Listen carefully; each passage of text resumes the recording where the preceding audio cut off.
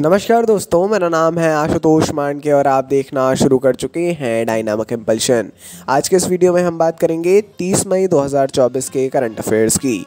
और अब जब आपने वीडियो के थंबनेल पर क्लिक करते हुए वीडियो देखने की शुरुआत कर ही दी है तो अंत तक जुड़े रहेगा, क्योंकि आप सभी लोग जानते हैं कि ज्ञान को कभी भी अधूरा नहीं छोड़ना चाहिए। इसी बात के साथ शुरू कर रहे हैं वीडियो को आज की पहली जानकारी के साथ में। चलिए जी, शुरू करते हैं पहली जानकारी। भारतीय रिजर्व बैंक के गवर्नर शक्तिकांत दास ने 3 प्रमुख पहलों का अनावरण हाल ही में किया है। 3 प्रमुख पहल है। एक है प्रवाह पोर्टल, दूसरा है रिटेल डायरेक्ट मोबाइल ऐप और तीसरा है एक फिनटेक रिपोजिटरी, है ना। देखिए, ये तीनों अलग अलग चीज़ें हैं। अप्रैल 2023, अप्रैल 2024 और दिसंबर 2023 में विकास और नियामक नीतियों पर आरबीआई की द्विमासिक वक्तव्य में पहले इनकी घोषणा की गई थी और हमने जानकारी भी दी गई थी। इन पहलों का उद्देश्य नियामक प्रक्रियाओं को बढ़ाना, खुदरा निवेशकों के लिए सरकारी प्रतिभूतियों तक आसान पहुंच को बढ़ावा देना और समझ में सुधार लाना। फिनटेक पर है ये पूरी बात खासकर, है ना। तो काफ़ी अच्छी बात है। और ये डायरेक्टली जो देखिए पोर्टल लॉन्च करना, मोबाइल एप्लीकेशन लॉन्च करना, एक रिपोजिटरी लॉन्च करना, ये सब एक ही चीज़ से जुड़ा है, नाम अलग अलग है। आगे बढ़ते हैं।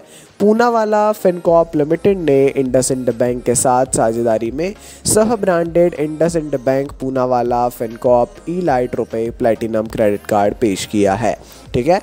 पुरस्कार और लाभ के साथ ग्राहक अनुभव को बेहतर बनाने के लिए डिज़ाइन किया गया यह नया कार्ड बिना किसी ज्वाइनिंग या वार्षिक शुल्क के उपलब्ध है। बहुत इंपॉर्टेंट है। देखिए, कहीं पे इस प्रकार की न्यूज़ जो है बैंकिंग में बहुत एक इम्पॉर्टेंट रोल प्ले करती है और बिल्कुल भी स्पॉन्सर्ड नहीं होती हैं, है ना। तो पूनावाला फिनकॉर्प लिमिटेड जो है इंडसइंड बैंक के साथ इसने साझेदारी कर ली है और एक को ब्रांडेड क्रेडिट कार्ड इसको लॉन्च कर दिया है।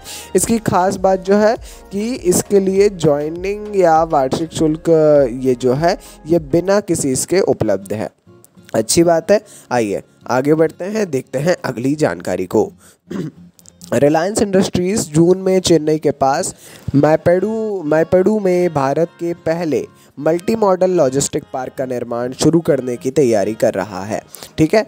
इस परियोजना की परिकल्पना 12 साल पहले की गई थी। सोचिए, 12 साल पहले मल्टी मॉडल लॉजिस्टिक पार्क के निर्माण की परिकल्पना कर ली गई थी और वो सपना अब साकार होने जा रहा है। शुरुआती असफलताओं के बावजूद 1424 या 1424 करोड़ रुपए की लागत वाली और तिरुवल्लूर जिले में 184.27 एकड़ में फैली यह परियोजना अब आगे बढ़ने के लिए तैयार है, जिसमें दक्षिणी क्षेत्र में लॉजिस्टिक्स परिदृश्य में क्रांतिकारी बदलाव की संभावना है। अच्छी बात है और इम्पोर्टेंट जानकारी है। आगे बढ़ते हैं, देखते हैं अगली जानकारी को। रिलायंस इंडस्ट्रीज लिमिटेड ने नई ऊर्जा निवेश में तेज़ी लाने के लिए नॉर्वे की एक कंपनी नेल ASA इसके साथ में जो है महत्वपूर्ण प्रौद्योगिकी साझेदारी बनाई है ना। यह गठबंधन विशेष रूप से हरित हाइड्रोजन के उत्पादन के माध्यम से RIL के हरित ऊर्जा की ओर परिवर्तन को सुविधाजनक बनाने में महत्वपूर्ण भूमिका निभाने के लिए तैयार है। बहुत बहुत इम्पोर्टेंट। और जैसा हमने बताया, एक और ये रिलायंस से जुड़ी हुई ही जानकारी है। ठीक है।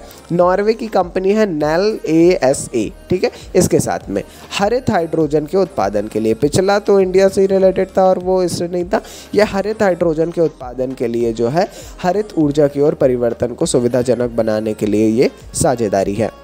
आगे बढ़ते हैं, देखते हैं अगली जानकारी। डेमोक्रेटिक रिपब्लिक ऑफ कॉन्गो, मोनस्को जिसको बोला जाता है, इसमें संयुक्त राष्ट्र संगठन स्थिरीकरण मिशन में सेवारत भारतीय सैन्य शांति रक्षक मेजर राधिका सेन को प्रतिष्ठित 2023 संयुक्त राष्ट्र सैन्य लिंग अधिवक्ता वर्ष पुरस्कार से सम्मानित किया गया है। काफ़ी ज़रूरी है ये जानकारी। यदि आप इस बारे में थोड़ा सा जानें तो आपको ये जानने को मिलेगा कि जो ये एक तो सबसे पहले तो आप पहले तो इस देश के बारे में जान लीजिएगा, दूसरे स्थान पर ये स्थिरीकरण मिशन क्या है इसके बारे में जान लीजिएगा, और शांति जो पीस कीपिंग है ना, पीस कीपिंग एक अलग चीज़ है, वो भी UN से रिलेटेड है, तो उसमें ये क्या है और राधिका सेन को दिया गया ये पुरस्कार भी क्या है। ठीक है। इतना पढ़ लेंगे तो पर्याप्त आपके पास इंपॉर्टेंट जानकारियाँ हो जाएंगी। अब थोड़ा सा करंट अफेयर्स को पढ़ना किस प्रकार है ये हम बार बार बताते हैं, अक्सर बीच बीच में हमारा विचार होता है कि आपको देते रहें जानकारी। देखिए, आमतौर पर आपको क्या करना है, जैसे हमने इस न्यूज़ में आप लोगों को अलग अलग टर्म्स बताई, उसके बारे में अब आप वीडियो समाप्त होने के पहले पढ़ेंगे। वीडियो शुरू होने से पहले आप अपने हाथ में एक रफ़ कॉपी और रफ़ पेन रखते हैं, जिसमें आप ये लिखते जाते हैं कि क्या क्या हम बता रहे हैं, और जैसे ही वीडियो समाप्त होता है फिर उसके अपने नोट्स बनाते चलते हैं। इसी प्रकार टर्म्स के साथ में बनते हैं नोट्स, और इससे आप ये भी पता करते जाएंगे कौन से पेपर का कौन सा है, और इसके साथ साथ में कि किस टर्म से रिलेटेड है। ठीक है जी, ये थी आज के इस वीडियो की अंतिम जानकारी। अपन मिलते हैं ऐसी ढेर सारी जानकारियों के साथ अगले वीडियो में। ऐसा ही सपोर्ट बनाए रखिए। नमस्कार, डायनामिक इम्पल्शन।